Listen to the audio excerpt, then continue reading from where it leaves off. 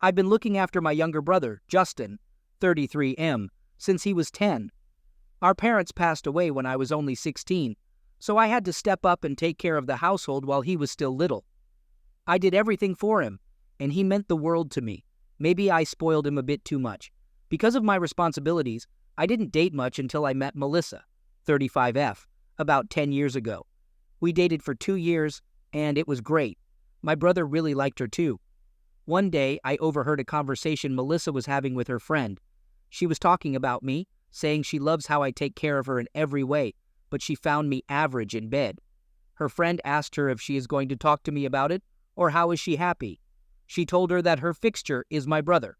Then, she spilled the tea. She had been having an affair with Justin for the past 8 months. She justified it by saying she thinks Justin is better in bed than I am. It was incredibly painful to hear. I tried to act like I hadn't heard anything and went inside the house. So I confronted Justin about the whole thing. I know how to get him to talk. After he kept denying it, I pushed him hard on the matter. Finally, he couldn't hold it in anymore and admitted it was true. He stayed quiet to avoid hurting me. He's in love with Melissa and wants to marry her, but she won't leave me alone. I was beyond furious. I wanted to punch him in the face, but instead, I just told him he's dead to me and walked away. I threw Melissa out too, and she ended up crashing with my brother and his roommates. My brother kept banging on my door non-stop. It got so bad that I had to move in with a friend, and I made sure nobody told my brothers where I was. His calls and emails were all the same, that he was sorry, and he never wanted to hurt me and he will break up. I stopped the bank account I had set up for him, like a trust fund he could access when he turned 25. At that point, he wasn't my brother anymore. I fell into a deep depression. My eating and sleeping habits went all haywire. Every night I'd have nightmares of my brother and ex laughing at me, saying I was terrible in bed. They made it seem like if I had been better, she wouldn't have left me. Things got so bad that at one point, I found myself standing in front of a train track, feeling like I couldn't handle it anymore. Luckily, my few friends came to my rescue. They were my lifeline during that tough time, and I stayed with them for a whole year. I decided to seek help and went to therapy, attending group sessions too. Closeness became a big anxiety trigger for me, so I avoided dating for a long while. But my friend encouraged me to give it a shot, and I did try once with a one-night stand, but it didn't work out well for either of us. Even now I continue with therapy, but I'm happy to say that other areas of my life have improved. I started focusing on building new relationships with different people. I took the opportunity to travel and explore new hobbies. Most importantly, I learned to live for myself and put my well-being first. I've been with someone for 3 years now, and we're engaged and expecting a child together. Wendy, 32F, is a really sweet person. She knows all about my insecurities and the issues my brother caused me. She's been really mature and patient with me, and because of her, I've been able to trust someone enough to be in a relationship. A couple of days ago, I received a wedding invitation in the mail, and guess who it's from? Yup, my brother. He's been keeping an eye on me from a distance and invited me to his wedding with none other than Melissa. Seeing their names together doesn't hurt as much now, but I feel kind of numb about the whole thing. If this had happened 8 years ago, I would have had a complete breakdown. I still feel this pain inside that I can't be happy for my brother on his big day. My fiancé suggests that we shouldn't go to the wedding and just delete the invitation. You know what? I just want to see them suffer. I don't have any love or blessings left for my brother. When our parents passed away, they entrusted me with taking care of him, and they said we'd look out for each other when we grew up. But he completely threw that away. It's not just the fact that Melissa cheated that hurts. It's more painful that my own brother betrayed me. Update. Hey guys, I've been thinking about giving you all an update soon. You know how much people on Reddit love updates, but I had to delay it because I have a baby girl now. When I made the original post, my fiancé, now wife, was already 8.5 months pregnant, and we ended up having an early delivery. Our baby girl, Emily, is just the cutest little thing, bringing so much joy to both of us. She's so tiny and adorable, and she's got eyes just like mine. It's unbelievable how we created something so precious. I can't get enough of holding her, and my wife gets a little annoyed sometimes because she thinks I might spoil her too much. Oh, and by the way, my fiancé and I got married pretty quickly in a simple court marriage. We didn't want a big wedding, and we're all doing just fine. Some of you asked how my brother knew my address. Well, he actually didn't. He only knew my email and my work email. He probably figured out which company I work for, and from there, he tracked down my email and sent an invitation. A few days ago, I received another email from my brother. I had forgotten to block him, so it got through. Usually, I don't check my work email much since most things are forwarded in Slack. In the email, my brother poured his heart out. He acknowledged that he knows I won't come to his wedding, but he still wanted me there on his big day. He apologized for what he did and admitted he'd never forgive himself for his actions. He knew he shouldn't have slept with Melissa, but he did it anyway. Growing up, he had always been jealous of me. He envied that I was the more capable brother, always looking after him like a babysitter. When Melissa approached him, he felt like he finally had some importance. Deep down, he knew he was in the wrong, and he wanted to stop. When I told him he was dead to me, it triggered a panic attack in him. He desperately tried to contact me, but my friends wouldn't reveal my location. They stood by my side and refused to be part of his wedding with Melissa, as they also saw me as a big brother figure. Even his own friends judged him harshly for what he had done. His life hit rock bottom when he heard from one of his friends that I had attempted to end my life. 2 years ago, Melissa and my brother made up. At that time, she was a single mom and felt guilty about her past actions because her child's father had cheated on her and left. She wanted to apologize to me, and that's how they rekindled their romance. However, things didn't go well, and my brother eventually called off the wedding and broke up with Melissa again. He still wants me to be there for his big day, even though I've disowned him. He's willing to do whatever it takes to reconcile, even if it takes a lifetime. That's pretty much the gist of it. There was a lot of emotional stuff in the email, but I chose to ignore it and deleted it. My therapist told me that forgiveness should come naturally from the subconscious when we genuinely feel we can forgive someone. It should only be an option if the person shows remorse through their actions, not just their words. Honestly, I don't want to forgive him. I know it may seem petty and cruel, but I'm happy with my life the way it is. Adding him to my life will just bring stress. My wife advised me to let it go and not hold him responsible at all. I fear that if I forgive him, he'll go right back to Melissa. He needs to sort out his own life and be an adult now. I've coddled him enough. It's time for him to take responsibility. People keep asking me about my brother's life, so I want to clear things up.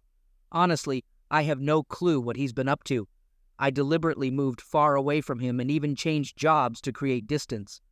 He must have found out my workplace from where he sent the email. For a whole decade, I acted like he didn't exist, and therapy helped me cope with it. I treated him as if he were already dead. I'm not sure what happened between him and Melissa, but from his email, I can piece together that they dated for a few years and broke up. His friends didn't approve of him being with her, so they canceled the wedding because of Melissa. My brother mentioned he doesn't want to get married unless I'm there to support him, but honestly, it doesn't have to be Melissa. Anyone could fill that role. I don't know why Melissa came back, but she must have thought I would just accept her like a doormat. She should know me better than that. When it comes to holding a grudge, I admit I'm quite stubborn. I had no idea that my actions would have such an impact on my brother's friends. They were genuinely good people who used to hang out with us. Even though they were younger, they treated me like a brother. After I cut off contact with my brother, 2 of his friends, who never had a positive male role model, apologized to me. But I haven't stayed in touch with them. If he truly regretted what he did, he wouldn't have chosen to marry Melissa, the woman who played a big part in ruining my life along with my brother. Did he really think I would forget all the pain and trauma they caused me? Forgiveness doesn't set you free. It just creates another trap. Over the years, I've learned that forgiveness is a tool used by cowards who want to escape the consequences of their wrongdoings. They believe that by receiving forgiveness, the guilt they carry will magically disappear. But true forgiveness can never be forced. It has to be earned, and he hasn't done anything to earn it. Second story. Let me give you some background first. We've been together for a solid 6 years, and our lives are deeply connected. Before meeting my future wife, I only had one other serious girlfriend.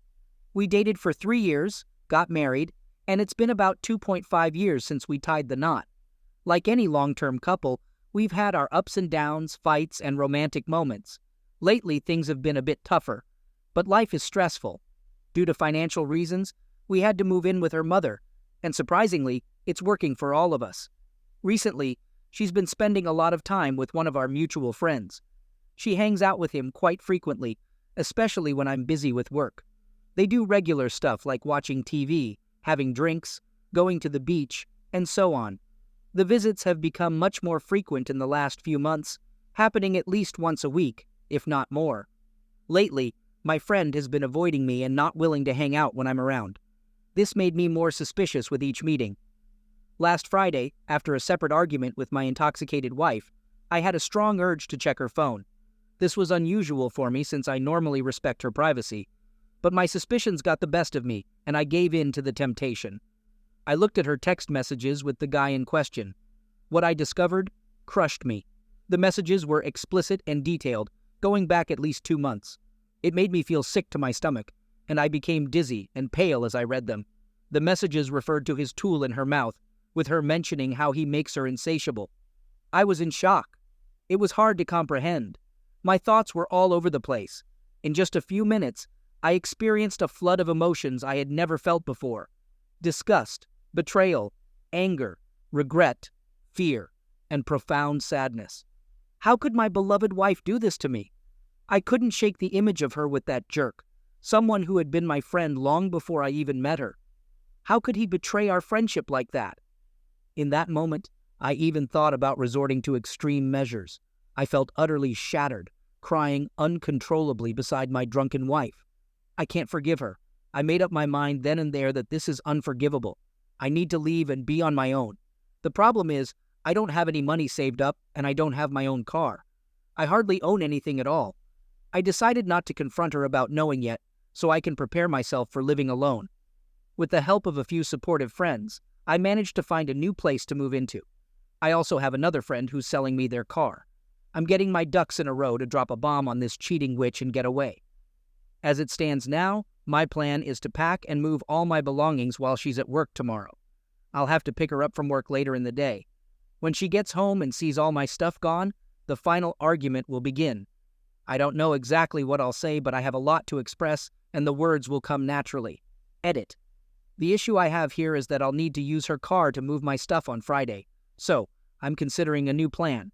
I'll write a concise but impactful note, more than just "I know," but not too lengthy. Leave it along with the car and keys at her workplace, and then a friend will pick me up so we can leave without a trace. This way, she'll read the note, be devastated, and return home to find all my belongings gone and no sign of me. I'm already preparing to hire a lawyer. I believe I have enough evidence, and I've familiarized myself with divorce laws in Maryland to cover my bases. Fortunately, we don't have significant assets, communal property, or children, which I'm thankful for. Update.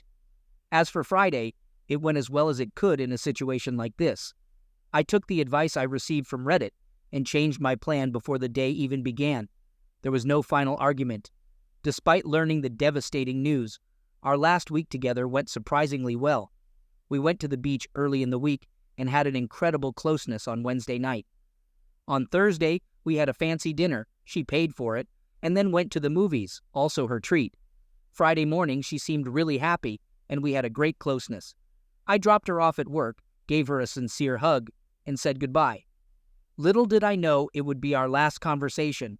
Right away, I went to get the keys to my new place and some boxes for packing. I hurried home to start packing my things. My brother-in-law was home at the time, so I pulled him aside and shared the news. He was furious at his sister and completely supportive of me. We had a heartfelt conversation, and he was there for me as I packed. He was an amazing brother, and I made sure to let him know how much I appreciated his support. We cried and talked for a while, and he did everything he could to help me. Sadly, most of my belongings fit into just one carload in a small hatchback. After unloading the first trip, it was almost time for my friend with a truck to finish work. I went back to my old place, and my mother-in-law was there now. We had a long conversation, and she offered her support. While she didn't take sides, she understood my decision and was very encouraging. She assured me that I could count on her for help any time, and that I was still considered family to her. We talked and cried together for a while, although she hoped we could work things out. I explained that I could never forgive her daughter, and she respected my choice. I left my wife's car at the house and asked my mother-in-law to pick her up after work. Throughout the day, my wife was going crazy because I was ignoring her. She tried to reach me multiple times, called and sent countless messages, but I ignored them all. She even started calling my friends and family, worried that something had happened to me. When they spoke to me, I asked them to tell her that they couldn't get a hold of me either. I initially planned to leave a note at home, but I got caught up in emotions while talking to her mother-in-law and completely forgot. I might be seen as weak, but eventually I did send her a message saying, "I'm not going to discuss this right now, and I'll continue to ignore your texts. There's nothing you can say to me at this moment. I hope you're happy with him, and I hope it was worth it. I can never forgive you." Of course, after that, she sent me a few messages, begging and apologizing. She admitted what she did, said she felt like the worst person in the world, and claimed that I am the love of her life and the only one she wants. She even had the nerve to mention, "We broke it off almost 2 weeks ago," as if that's supposed to make me feel better. I haven't responded to anything else she said. Now, let's fast forward to my new place. Unpacking and settling in has been great for my morale.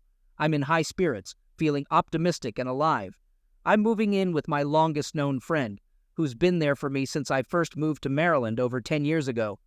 Spending time with close friends, having good conversations, and enjoying nature is helping me heal. With this second chance at independence, I plan to take a step back, reflect on my life, and work on improving myself and finding happiness within. I want to shed a few pounds, focus on enhancing my musical abilities. I play guitar, bass, drums, and dabble in electronic music. And most importantly, go out and experience the world and the people in it. Traveling a bit, meeting new people, and exploring new places are some of my goals. Despite the terrible situation I'm going through, I feel revitalized and full of energy. Update. I haven't shared an update because I don't think it would be as exciting as the divorce story. Life is unpredictable and doesn't always go as planned. But in general, things have been going well. I'm enjoying my independent life, and I even have a new female friend. I'm still waiting for a year of separation to finalize the divorce. Third story. Just to give you some background, we were married for 16 years and together for 20. We have 4 kids, aged 24, 17, 10, and 7. I found out about her affair with a coworker after hacking her phone and seeing their messages. The divorce was finalized in December. In December, I learned she was seeing the affair partner right after moving out through a text meant for him, but sent to me. Overall, our divorce has been very friendly. I got to keep the house, my car, Harley, and business. She only asked for child support, nothing more. We're still good friends, but she lies to me a lot, so I'm cautious about what she tells me. We're doing a great job co-parenting our kids. The issue is that my ex decided to work extra hours today and asked if I could take care of our 7 and 10-year-old boys. I had no problem with that, but as soon as we got in the car, my 7-year-old started bombarding me with questions about mom's new friend. Apparently, the AP and his 12-year-old son stayed over at my ex's place last Friday. The AP apparently slept in bed with my ex. The AP's 12-year-old son had a sleepover with my 7-year-old and told him, "My dad and your mom are boyfriend and girlfriend," which left my son feeling confused. He was also told that the AP's dad might become his new dad. And to top it off, my son asked why this guy was sleeping in bed with his mom.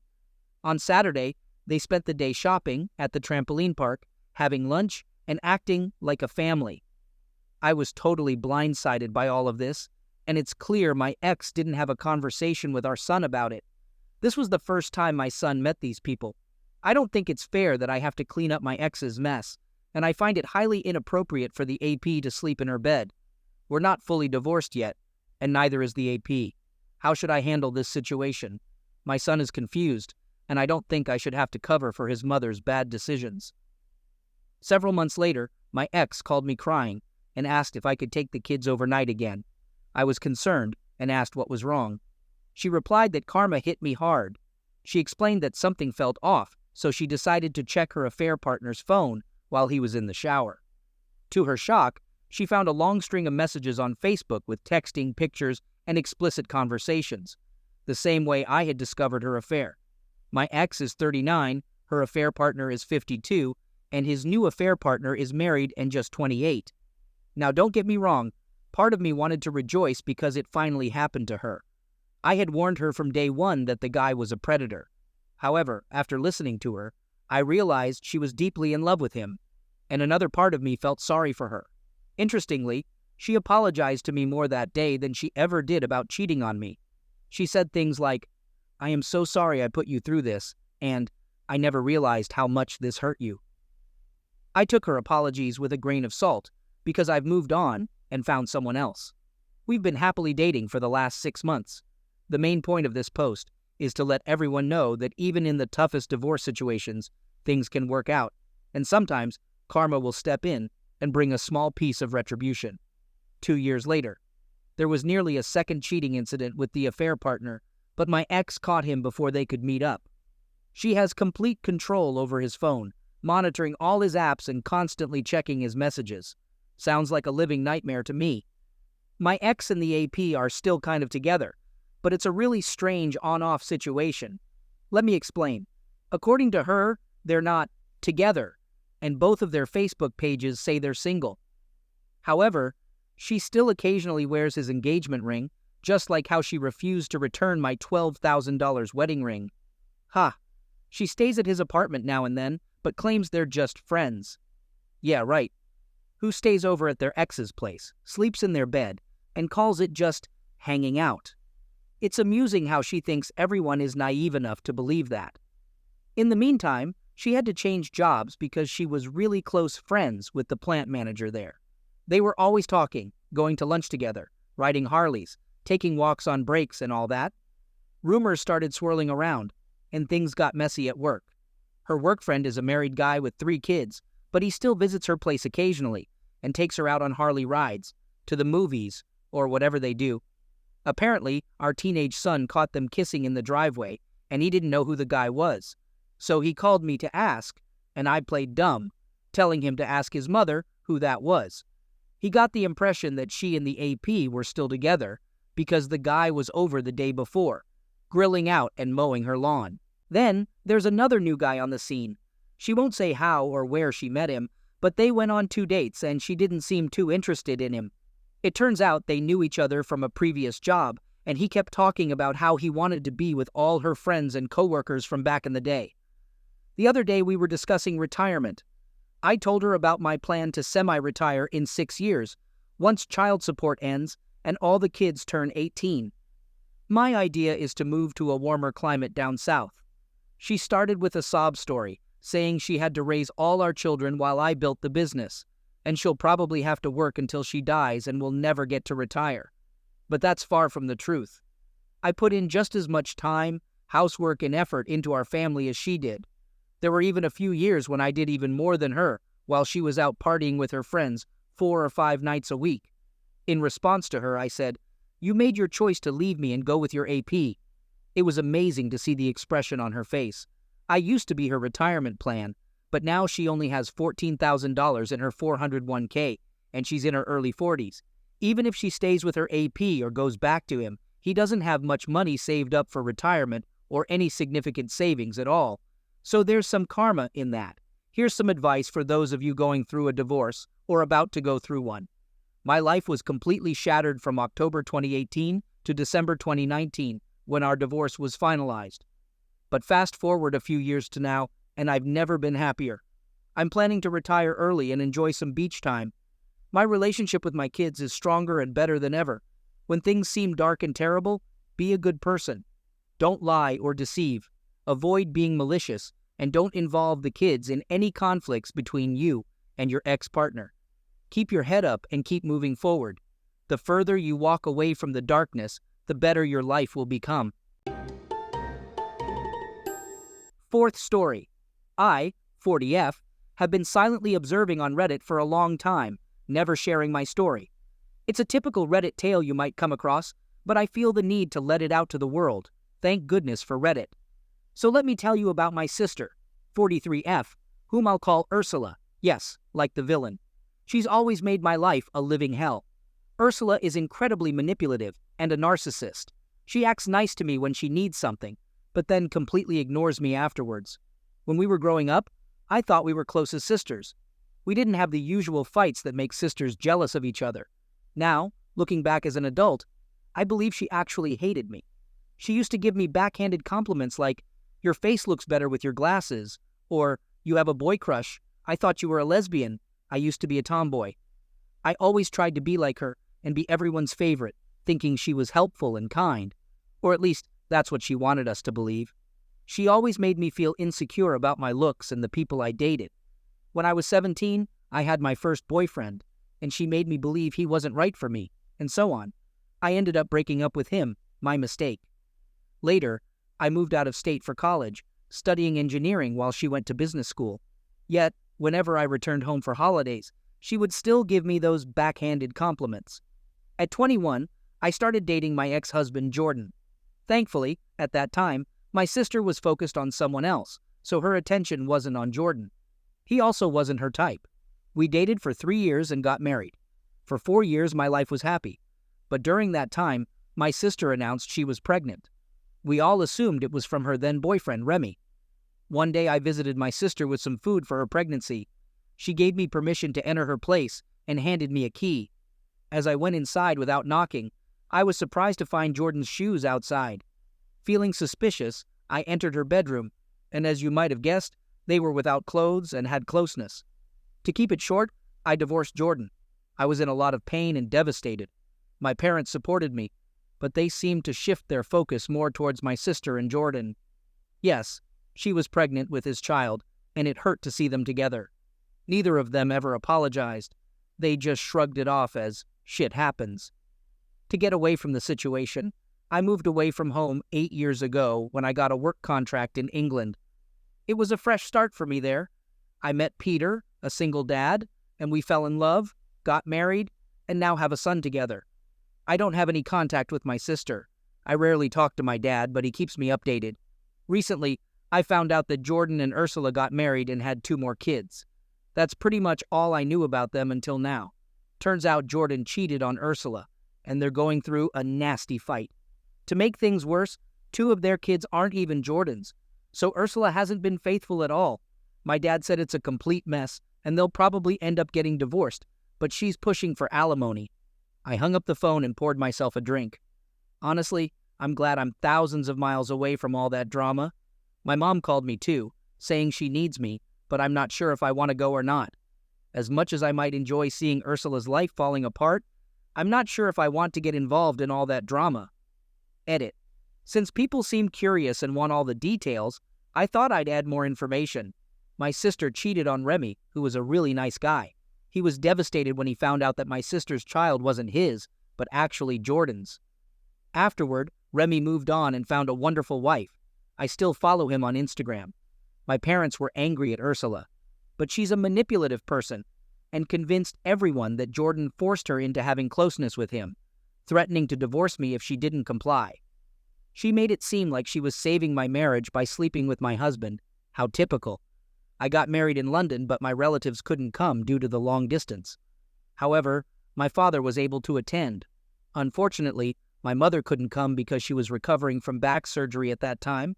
Some people wrongly believe that my parents were bad, but that's not true. They were just regular human beings. I understand they were in a tough situation having to choose between 2 kids. Besides, they were becoming grandparents and couldn't abandon my sister. Even though she's difficult, they didn't let her get away with everything. They supported me during my divorce and paid for my therapy after it. They couldn't completely cut off Ursula because she was pregnant. My dad and mom have a strained relationship with her and Jordan, but they haven't disowned them because of their kids. My dad even refused to walk Ursula down the aisle at her wedding, which I didn't attend. However, I kept in touch with my parents after I moved to England, and they were supportive of me. My mom couldn't come to my wedding due to her back surgery, as she's in her 60s and has various health issues. My dad attended the wedding. Later, my mom managed to visit me after my honeymoon, but she was devastated that she couldn't meet my son due to flight difficulties. I'm now going back to my hometown for some business, and I would have gone regardless of the phone call. It's been 4 years since I last saw my mom and dad, and I miss them. Despite my feelings towards my sister, I don't hate my parents.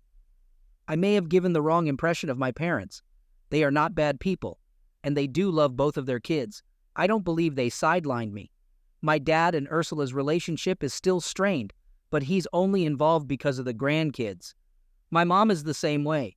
I never asked them to cut off Ursula because she needed them, but I kept my distance from her. They still don't like Jordan and Ursula. My dad even refused to walk her down the aisle when she married Jordan. I distanced myself for my own reasons.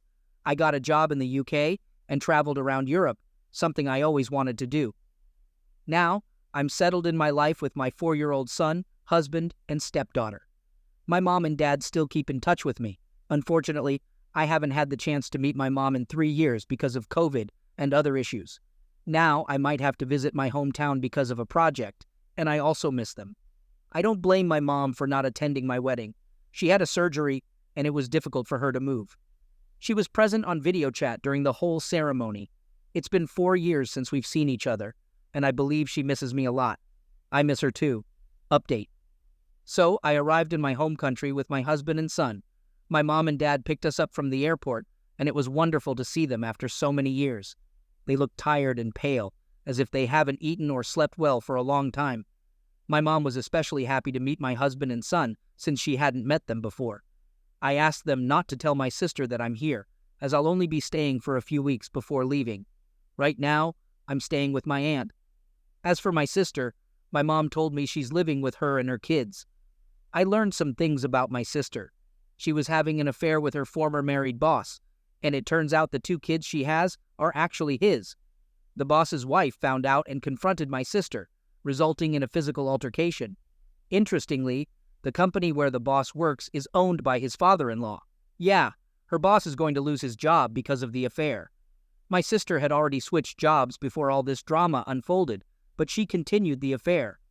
Now, because of the whole situation, she's at risk of losing her new job too, as the company's owner is friends with the boss's wife. It's like she's gotten herself into a difficult situation she can't escape from. Jordan has also quit his job because he refuses to pay my sister alimony and child support for the kids that aren't his. He's planning to sue the boss for child support for those kids. They are constantly fighting, and my mom says it's taking a toll on Jordan's mental state. On top of that, he was also having an affair with his coworker. My mom wants to kick my sister out, but she can't because of her kids. She may hate my sister, but she doesn't want to punish the innocent kids. I can't help but feel sorry for those children too. They don't deserve to be caught in the middle of such a messy situation with their parents. I want to make it clear that my parents are not bad people. They have been very supportive of me. The only reason they continue to have contact with my sister Ursula is because of her kids. I feel sorry for my mom because she doesn't have much time left, and with her illness, she may not have the strength to handle all this drama. I know my sister will somehow find out that I am here, but I am ready for that. I don't want to see her because I know she'll pull me into her mess, but I plan to enjoy the few weeks I have with my husband and child.